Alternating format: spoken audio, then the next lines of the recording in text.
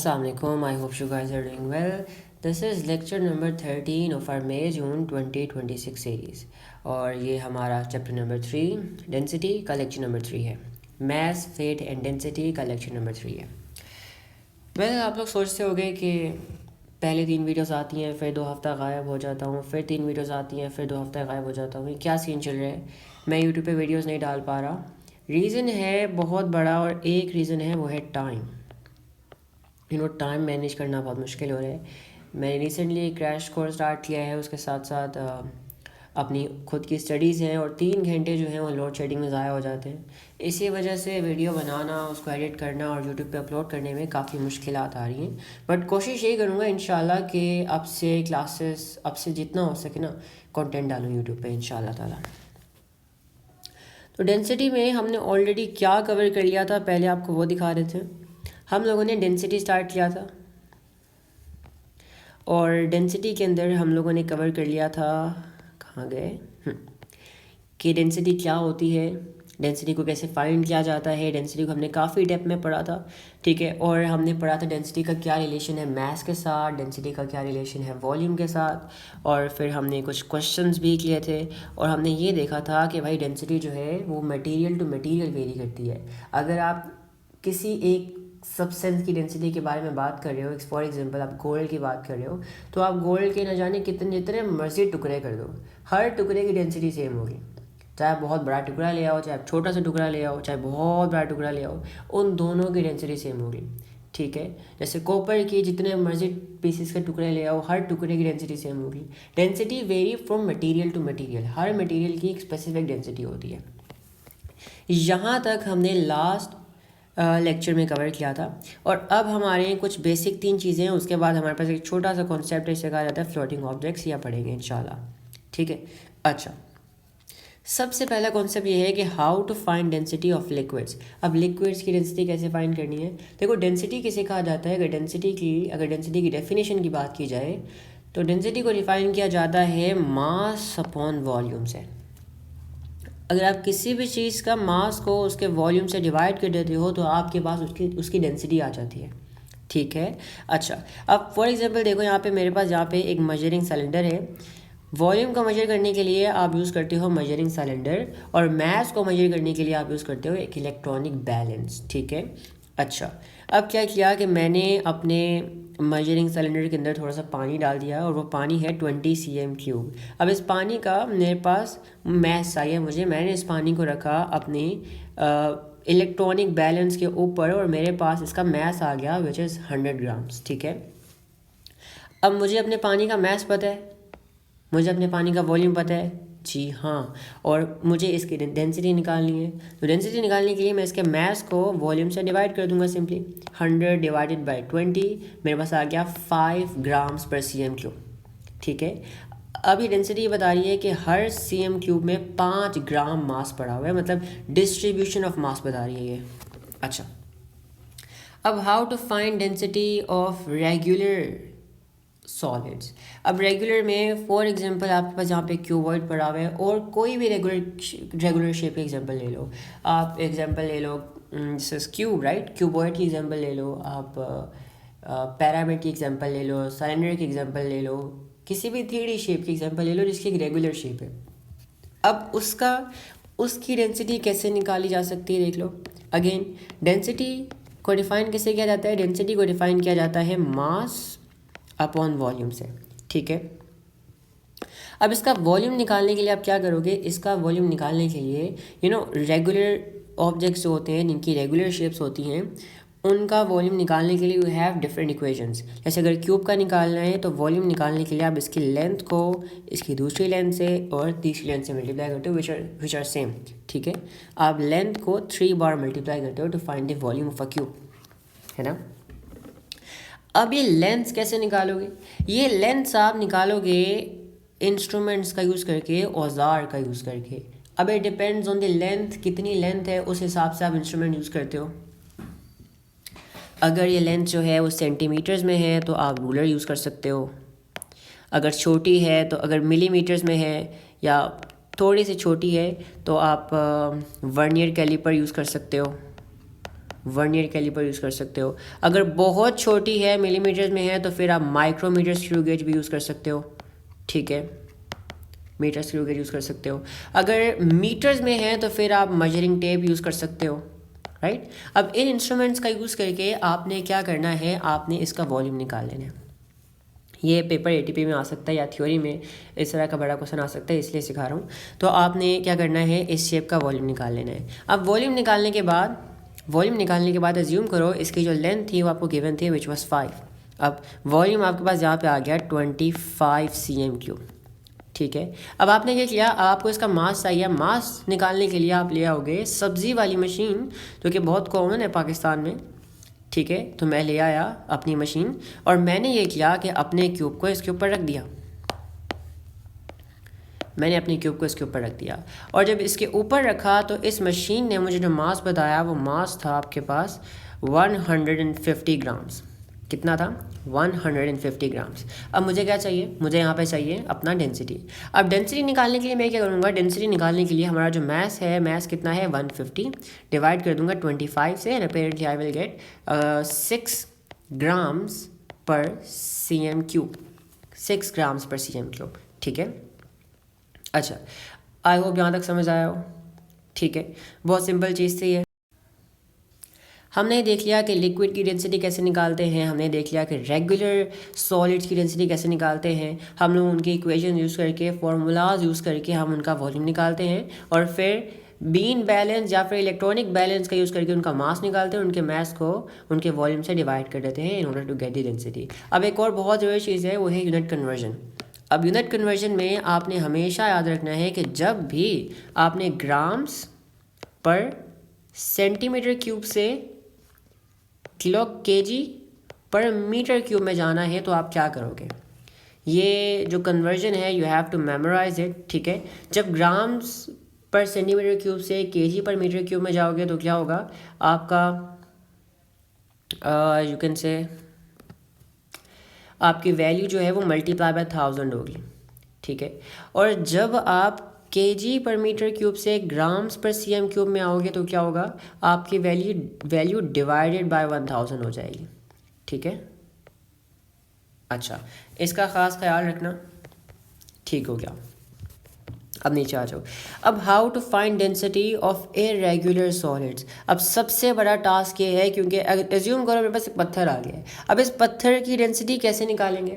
ना ही आपको कोई फार्मूला पता है, ना ही आप कोई बहुत बड़े साइंसदान हो कि एक स्टोन का वॉल्यूम का फार्मूला निकाल लोगे। इसीलिए हम जो है इसकी डेंसिटी निकालेंगे एक मेथड से, जिस मेथड का नाम है डिस्प्लेसमेंट ऑफ वाटर।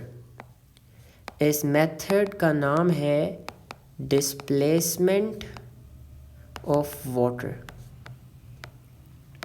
अब इसमें होता है क्या, आप यहाँ पर देखो। इसके लिए सबसे पहले आपको चाहिए एक खाली मेजरिंग सिलेंडर। पहले जो इंस्ट्रूमेंट्स चाहिए वो ले आते हैं, तो हमें एक खाली मेजरिंग सिलेंडर चाहिए जो कि मुझे काफ़ी महंगा मिला, ठीक है। और उससे भी महंगी चीज़ जो है मेरे पास वो है बी इलेक्ट्रॉनिक बैलेंस। सिर्फ इस पत्थर का वॉल्यूम निकालने के लिए इतना पैसा खर्च करना पड़ रहा है, ओके। तो ये आ गया इलेक्ट्रॉनिक बैलेंस आपके पास। अब सबसे पहला काम आपने ये करना है, अभी इस इलेक्ट्रॉनिक बैलेंस को साइड पर रख लेते हैं, ठीक है। सबसे पहला काम आपने ये करना है कि आपने इसके अंदर डाल लेना है पानी, ठीक है। हमने इसके अंदर पानी डाल लिया। अब एक और चीज़ मेक श्योर करनी है कि पानी इतना डालना है कि जब पत्थर इसके अंदर डाला जाए तो पानी बाहर ना आए, राइट। आपने मेजरिंग सिलेंडर में पानी डाल दिया। अब आपने क्या करना है, इस मेजरिंग सिलेंडर में पानी का वॉल्यूम मेजर कर लेना है। एज्यूम करो मैं कहता हूँ पानी का वॉल्यूम मेरे पास आ गया 10 cm3, ठीक है। अब आपने क्या करना है, इसी मेजरिंग सिलेंडर के अंदर दोबारा आपने इस पत्थर को डाल देना है। इस पत्थर को थोड़ा सा छोटा कर दिया कि अंदर फिट आ जाए, और आपने इस पत्थर को अंदर डाल देना है, ठीक है। आपने इस पत्थर को अंदर डाल देना है, पत्थर को अंदर डाल दिया। अब ऑफ कोर्स जब पत्थर को अंदर डालोगे तो पानी के लेवल में एक राइज आएगा, you will notice a rise in the water level, right. जब आप पत्थर डालोगे अंदर तो क्या होगा, पानी के वाटर लेवल में राइज आ जाएगा, क्योंकि इस पत्थर का भी वॉल्यूम था। जब इसके अंदर चला गया तो क्या हुआ, वॉल्यूम इंक्रीज़ हो गया। राइट। अब ये जो इंक्रीज़ आया होगा ना, देखो ध्यान से, ये जो इंक्रीज़ आया पानी के लेवल में, can you see this increase?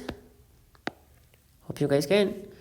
ये जो इंक्रीज़ आया ना पानी के लेवल में, ये इंक्रीज़ है पत्थर का वॉल्यूम। अब ये कैसे निकाला जाए? अब पत्थर प्लस पानी का वॉल्यूम जहाँ पे आ रहा है, एज्यूम कर लो 30 cm3, ठीक है। तो पत्थर का वॉल्यूम निकालने के लिए मैं क्या करूँगा, 30 में से 10 को माइनस कर दूँगा। 30 में से मैंने 10 को माइनस कर दिया तो मेरे पास पत्थर का वॉल्यूम आ गया विच इज़ 20 cm3। अब इस तरीके से मैंने पत्थर का वॉल्यूम निकाल लिया। अब मैस निकालना बहुत आसान है। मैस निकालने के लिए मैं जाऊंगा, मैं अपने पत्थर को पकड़ूंगा और मैं पत्थर को जाके अपने इलेक्ट्रॉनिक बैलेंस में रख दूंगा। अब इलेक्ट्रॉनिक बैलेंस जब मैंने स्टार्ट किया तो इलेक्ट्रॉनिक बैलेंस से मुझे मैस दे दिया 200 ग्राम्स, ठीक है। अब वॉल्यूम भी मेरे पास आ गया, मैस भी मेरे पास आ गया विच इज़ 200 ग्राम्स, ठीक है। और मैं यहाँ पे अपना डेंसिटी आराम से निकाल सकता हूँ। डेंसिटी निकालने के लिए मेरा मैस कितना है, मेरा मैस है 200 ग्राम्स, मेरी डेंसिटी कितनी है, डेंसिटी है 20। मैंने डिवाइड किया, मेरा आंसर आ गया 10 ग्राम्स पर cm3। यहाँ तक चीज़ें तो ठीक, आई होप आसान हो गई हूँ। How to find density of irregular objects, बहुत आसान है। आपने पहले डिस्प्लेसमेंट ऑफ वाटर मेथड से उनका वॉल्यूम निकाल लेना है और फिर सिंपली इलेक्ट्रॉनिक बैलेंस का यूज़ करके आपने उनका मैस निकाल लेना है और फिर आपने ये करना है, मैस को वॉल्यूम से डिवाइड कर देना है। अब एक और बहुत ज़रूरी चीज़, फ्लोटिंग ऑब्जेक्ट्स। एक बात पूछूं, ये सवाल ज़रा अपने आप से करो। कभी कभी कभी ये सवाल आया होगा, आपके मैडम ने छोटे होते पढ़ाया होगा कि भाई मेटल के ऑब्जेक्ट्स जो है ना वो पानी में सिंक कर जाते हैं और जो वुड होती है वो पानी में तैरती है ना।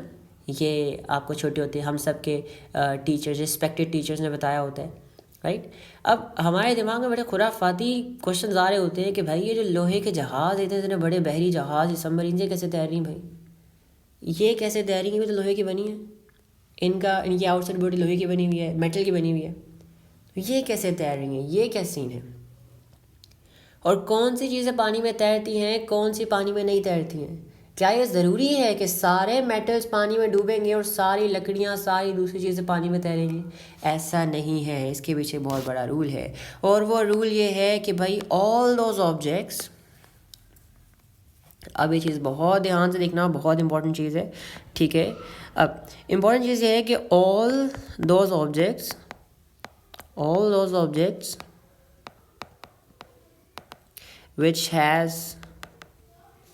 which has a density greater than water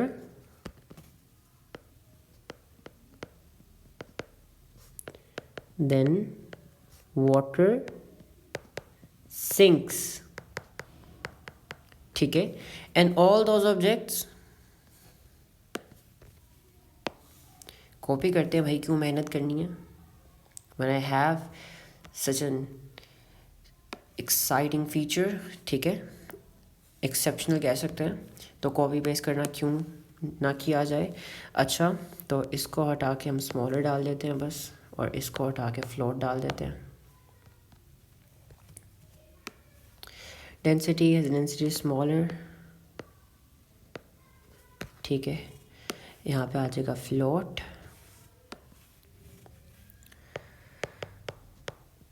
okay, अच्छा जी। अब बात देखो ये है कि भाई वो सारे ऑब्जेक्ट्स जिनकी डेंसिटी पानी से कम होती है ना, पानी से ज़्यादा होती है, वो पानी में सिंक कर जाते हैं। और वो सारे ऑब्जेक्ट जिनकी डेंसिटी पानी से कम होती है वो पानी में तैरने लग जाते हैं, ठीक है। और हमने सबसे पहले लेक्चर में एक चीज़ पढ़ी कि डेंसिटी जो है वो दो चीज़ों पर डिपेंड करती है। डेंसिटी दो चीज़ों पर डिपेंड करती है, मास पर डिपेंड करती है और वॉल्यूम पर डिपेंड करती है, ठीक है। डेंसिटी का इनवर्स रिलेशन है वॉल्यूम से और डेंसिटी का डायरेक्ट रिलेशन है मास से। ये एफ नहीं है, सॉरी पी है। जितना ज़्यादा मास होगा उतनी ज़्यादा डेंसिटी होगी, और जितना कम वॉल्यूम होगा और जितना कम मास होगा उतनी कम डेंसिटी होगी, और जितना ज़्यादा वॉल्यूम होगा उतना कम डेंसिटी होगी, जितना कम वॉल्यूम होगा उतनी ज़्यादा डेंसिटी होगी। इनडायरेक्ट रिलेशन है वॉल्यूम के साथ, ठीक है। अच्छा, अब एज्यूम करो कि मेरे पास यहाँ पे एक पानी का पूल है। I have a pool of water, let's make a perfect pool, ठीक है। This is a pool of water, जिसमें मैं भर देता हूँ पानी। यहाँ पे मैंने भर दिया इसके अंदर पानी, ठीक है। अच्छा, अब आपको छोटे होते बताया गया है कि जो मेटल की बॉल है ना, एक मेटल की बॉल है, ओके। इसका जो मास है वो कितना है? इसका मास है आपके पास 100 ग्राम्स, ठीक है। और इसका जो वॉल्यूम है वो आपके पास है 20 cm3। अगर इसकी डेंसिटी निकाली जाए तो डेंसिटी आपके पास आ जाएगी 5 ग्राम्स पर cm3, ठीक है। अच्छा, अब ज़रा सोचो, क्या ख़्याल है, अपने आप से सवाल पूछो कि क्या ख़्याल है अगर हम इस मेटल की बॉल को जाके पानी में छोड़ दें तो क्या ये सिंक करेगी या फिर तैरेगी? क्या ख्याल है, सोचो। अच्छा, अब एक और चीज़ देख लो, जो पानी की डेंसिटी होती है वो होती है 1 ग्राम्स पर cm3, और 1 ग्राम्स पर cm3 होती है। और अगर किलोग्राम्स में बात की जाए तो 1000 kg पर मीटर क्यूब होती है। ये है पानी की डेंसिटी, ठीक है। अब क्या ख्याल है कि पानी, ये बॉल जो है वो सिंक करेगी या डूबेगी? इस बॉल की डेंसिटी है 5 ग्राम्स पर cm3 और पानी की है 1 ग्राम्स पर cm3। तो ऑफकोर्स इसकी डेंसिटी पानी से ज़्यादा है, ये डूब जाएगा। ये क्या कर जाएगा? ये सिंक कर जाएगा। It will sink. अब देखो ज़रा, अभी पिक्चर बाकी है, मैं इसको तैरा के दिखाऊंगा। मैं इस बॉल को तैरा के दिखाऊंगा। अब यहाँ पे मेरे पास एक क्ले नुमा स्टफ़ है, यहाँ से क्ले मिलती है, उसकी डेंसिटी बहुत कम होती है। ये एक क्ले नुमा स्टफ़ है, इसका नाम मुझे याद नहीं है, ठीक है। और इसका जो मास है ना इस तरफ वो 0.01 ग्राम्स है, और इसका जो वॉल्यूम है आपके पास, वो वॉल्यूम आपके पास है तकरीबन 1 cm3। 1 cm3 इसका वॉल्यूम है, ठीक है। अच्छा जी, ये इसका वॉल्यूम हम लोग कर देते हैं 10 cm3 इसका वॉल्यूम है। अब सबसे पहले इसकी डेंसिटी निकाल लेते हैं। इसकी डेंसिटी कितनी हो जाएगी? इसकी डेंसिटी हो गई आपके पास, कहाँ गई?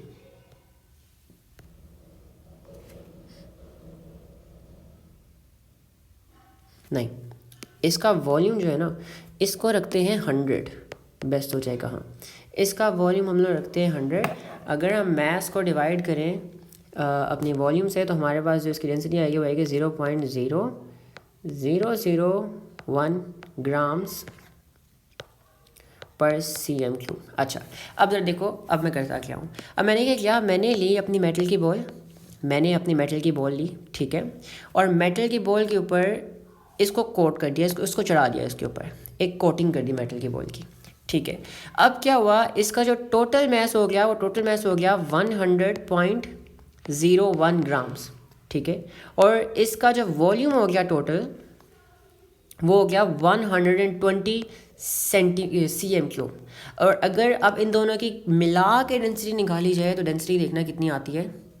अगर इन दोनों की कंबाइंड डेंसिटी निकाली जाए तो वो आएगी mass upon volume which is 100.01 divided by 120, 0.833। अच्छा जी, अब इस मेटल के बॉल को ले जाके पानी में छोड़ूंगा तो ये क्या करेगी, ये फ्लोट करने लग जाएगी। अब क्यों फ्लोट करने लग जाएगी? मज़े की बात ये है, फ्लोट इसीलिए करने लग जाएगी क्योंकि अब इसकी डेंसिटी पानी से कम हो गई है। ठीक है, तो याद रखो हमेशा डेंसिटी सिर्फ इस पे मैटर नहीं करती कि चीज़ कितनी भारी है, डेंसिटी वॉल्यूम पे भी डिपेंड करती है। अब जो इतने बड़े जहाज़ होते हैं ना, उनका मास तो काफ़ी ज़्यादा होता है। अब देखो, मास ज़्यादा होने से डेंसिटी ज़रूर बढ़ जाती है, लेकिन उनके मास के हिसाब से उनका वॉल्यूम भी बहुत बड़ा होता है। उनके अंदर जो स्पेस होती है वो बहुत ज़्यादा होती है। अब वॉल्यूम बढ़ने की वजह से डेंसिटी कम हो जाती है, तो कुल मिला के जो टोटल डेंसिटी होती है वो पानी से कम बढ़ रही होती है, इसीलिए जहाज़ पानी पे तैरते हैं। ठीक है, अब देखो, कहने को तो मैंने मेटल की बॉल को तैरा दिया। अब आपने सोचा होगा कि भाई मेटल था वो डूबता है, क्यों नहीं डूब रहा? क्योंकि देखो, इन दोनों की कंबाइंड डेंसिटी पानी से कम बन रही थी। तो कोई भी चीज़ जिसकी डेंसिटी पानी से कम बनती है ना, वो तैरती है। ठीक है, और जिसकी डेंसिटी पानी से ज़्यादा बनती है वो क्या करती है, वो सिंक कर जाती है। अब हम इंसान हैं, हम इंसानों की डेंसिटी पानी के करीब करीब होती है, ऑलमोस्ट पानी जितनी होती है। अगर आप एक बार ट्राई करना, जब स्विमिंग पूल जाओ तो अपने लंग्स को बिल्कुल खाली करके हवा बिल्कुल बाहर निकाल के अंदर जाना, आप डूब जाओगे। बिल्कुल एंड तक चले जाओगे मोस्ट प्रोबेबली। लेकिन अगर हवा अपने लंग्स को पूरा हवा से भर के बहुत आराम से अंदर जाना, तो नोटिस करोगे थोड़ा बहुत तैरने लग जाओगे आप थोड़ा बहुत सरफेस से ऊपर आ जाओगे, क्योंकि आपके अंदर जो हवा गई उस हवा की वजह से आपकी डेंसिटी कम हो गई। ठीक है, दिस वॉज रियली इंपॉर्टेंट, इसको याद रखना है, इससे बहुत सवाल आते हैं। आई होप आज का लेक्चर आपको मज़े का लगा हो, आपको कुछ सीखने को मिला हो। ओके, इंशाल्लाह नेक्स्ट लेक्चर में हम लोग स्टार्ट करेंगे नया chapter which will be forces, और वो सबसे इम्पोर्टेंट, सबसे मुश्किल माना जाता है, लेकिन है नहीं है। इंशाल्लाह will make it really easy for you guys. मिलते हैं नेक्स्ट लेक्चर में, तब तक के लिए अल्लाह हाफिज़। अगर कंटेंट अच्छा लगे make sure to subscribe and bell notification को भी ऑन कर देना फॉर फर्दर अपडेट्स। अल्लाह हाफिज़।